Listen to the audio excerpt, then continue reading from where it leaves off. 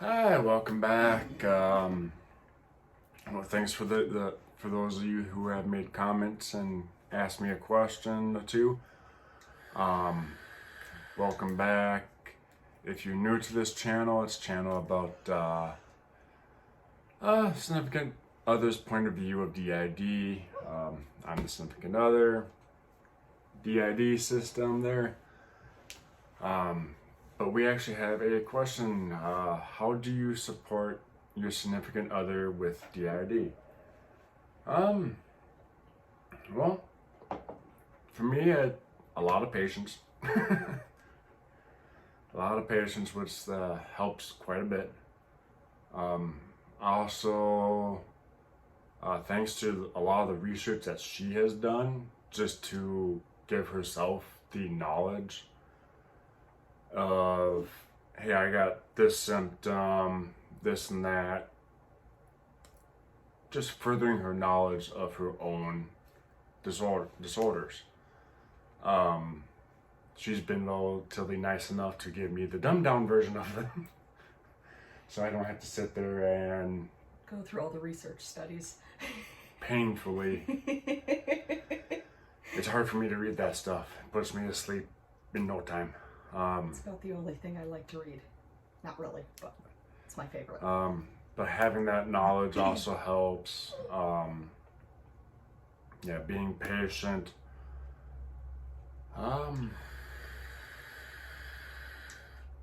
Also, like, getting to know the signs of when she's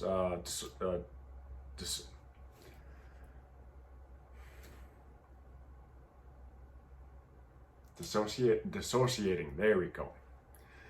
Mouth words didn't want to work. But yeah, knowing the signs when that's happening to her, so I know to either making sure that she's either sitting in a comfortable spot, standing, making sure that she's not falling over, more or less. And luckily, I've learned more or less a few tricks to help pull her out of it if she's having issues getting out of the dissociativeness. I usually just let it work itself out, and slowly help her come back to reality, more or less, you could say. Come back to front. Yep, come back to front. Because yeah, it's not fun when she does that when she's driving. Luckily, you don't do that very often. You're pretty good about that one. Mm-hmm. We have alters that are really good at driving under a high dissociative state. Right. Yay. Woo. Also, for support, helping her, reminding her, hey, have you taken your meds?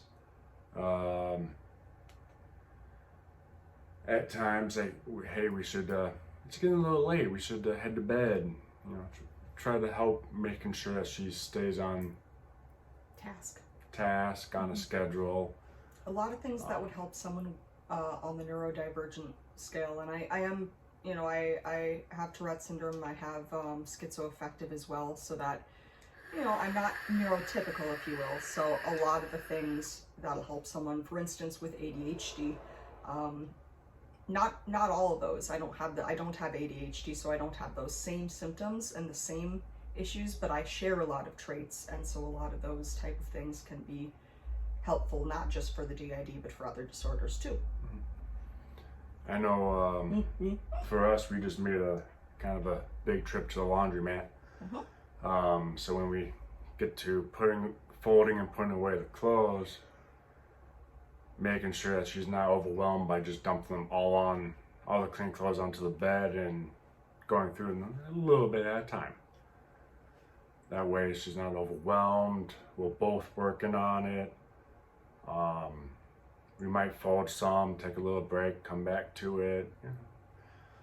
Little tricks. For me, actually, a lot of the tricks and stuff that I've, I guess you can say, acquired over the years, a lot of it's actually thanks to me having kids. which I haven't mentioned that before in any of my videos. You have, I think. I think you've mentioned you have children. Okay, possibly. Once or twice. But yeah, having your own kids help. They're my kids, not hers. So there's that. Okay, and then the second part of that was, what tips do you have for dealing with switches such as using different names? When it comes to her switches, pretty much everybody in the system, maybe except for very select few, if you call them by their system name, plexus, they'll respond. In one way, shape, or form. Sometimes I can know roughly who the alter might be.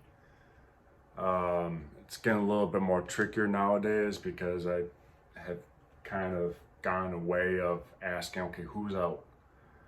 I've gone away from that and just whoever's out is out. Which seems to, it's less stressful for me and for her also. So they're not trying to fight and give a fake name. They're just who they are. I might ask every now and then. And sometimes we'll just outright say, especially if we're in a heated conversation on our own side of things, we'll usually say, by the way, it's so-and-so speaking, and this is my opinion. Because if we have a strong opinion, right, if we have a strong opinion on something, especially if we switch to share that opinion, then oftentimes we'll share who we are so that we're not putting that opinion onto the rest of the system necessarily, so that someone else can be aware that, no, it's my thoughts and feelings. That doesn't necessarily mean that follows through with the rest of the system. I mean, yeah, at first, I kind of wanted to keep track of who was out for all the switches. For a while there, I was actually kind of paying attention to like how often she switched. Sometimes I could tell, sometimes I couldn't. I've gotten to the point more or less where it's, she switches. Maybe during certain types of functions or whatnot, I might try to make sure like an older part is out and try to keep track of who does come out type of deal. Like maybe on Friday, might be trying to keep eye on that. But other than that, knowing the names is great. We have a pretty extensive list of those. But knowing the names does help at times, because if you know this particular alter is good with, say, laundry, since we already started talking about that. They're good with laundry. They don't mind doing it. They like doing it. Well, I might help I might help pull them to the front more or less, to get that particular task done. So that helps, because yeah, our list has, well, besides names, kind of the likes and dislikes, hobbies and stuff like that. So it helps. Do you have anything else to add to that portion? No? I think you did good. Okay, so the last portion of that question was, how do you deal with knowledge of your spouse's DID? How do I deal with it? I say I deal with it pretty damn good, in my opinion. A lot of the times when I go to like introduce her to either new family members that either A, haven't met her in a long time, or haven't met her period, or friends or even out and about, I just plan to say that she has DID, formerly known as multi-personality disorder, and she has Tourette's, and I usually don't go very much farther than that. Usually don't need to. Well, here's the whole list of every single thing that's wrong with her. That's quite the handful. And usually once I mention that, the people, oh, okay, not a problem. People are surprisingly understanding, and I found that at least the people that I've been around don't tend to shy away, luckily. They tend to be open to asking questions, which is what I prefer. And both of us have been, you know, I mean, we make YouTube videos. We're very open to taking on questions and helping people understand better the realities of the disorders instead of being afraid of them or being confused by them or spreading misinformation because they just don't understand it and haven't learned enough. Yeah. But yeah, I mean, knowledge is power. Is there such thing as too much knowledge? I can say yes. They say that the more you know, the unhappier you can be because you know everything. Right. There's nothing that surprises you. Yeah. But yeah, other than that, main tips I can have, is be patient, be open, open to, well, not only talking about like how you feel, how they feel, getting to know their signs of like when they switch, especially from like say an older adult part to a child. Those ones are usually pretty obvious. One thing I would mention that you're really good about is you're very good at introducing yourself to us if you're not sure that whatever part is out has met you before. Yeah. You're very good at saying, hey, I'm your significant other. You know, you've lived with me for this long. If you have a boundary, you can tell me and I will do my best to respect it. Yep. And that's one thing I've repeated. If I do anything that you don't like, it triggers something, PTSD, whatever, trauma. Okay, what's that trigger? Okay, I'll try not to do it again. I'm human. It might happen, but I'll try not to. I'll try to remember. Mistakes will happen when you have people when you have different alters with different negative and positive triggers. Things are bound to be triggered occasionally, and that'll just happen. And we take that moment by moment. Yep.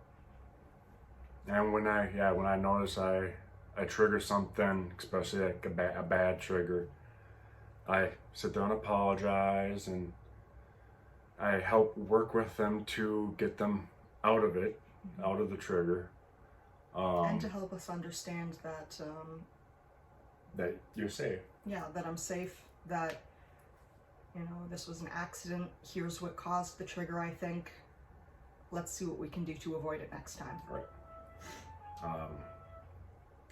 It is a lot to remember, that it is. It is. Hence why being patient.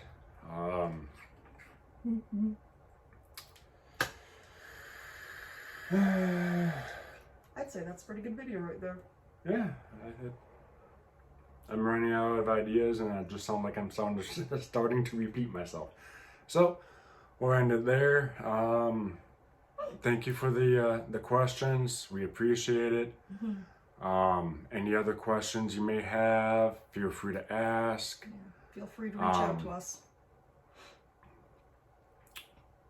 Yeah, hit the like button, hit the subscribe if you're new and all that fun stuff. And yeah, we'll try to get back onto a routine now that we have a good portion of more of a routine and a good portion of the crap. We gotta get this, and this done. There was a lot of work to buy the house. Oh, that was a pain in the ass. It's a lot of work. We're settling in now. Yep. Yeah. Thank you. We'll talk to you again. have a good day. Have a good day.